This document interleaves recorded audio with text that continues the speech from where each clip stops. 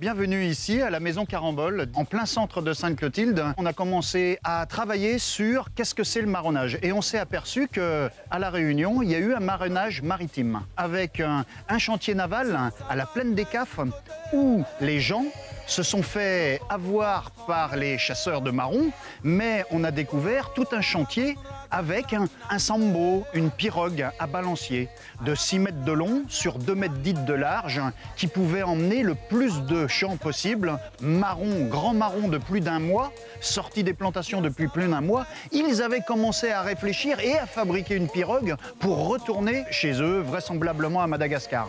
Pour cela, encore faut-il avoir l'apprentissage maritime. Alors il faut envisager les gens qui sont venus par galère ou par bateau, compter les jours de soleil pour se dire, quand on reviendra par la mer, il nous faudra combien de jours. Là, on s'est aperçu que le marronnage maritime, c'était très mal connu à La Réunion. Et la question que se posent toutes les personnes ici, c'est se dire, est-ce que les gens sur le défilé du 20 décembre vont bien comprendre ce bateau qui va défiler à travers le marronnage?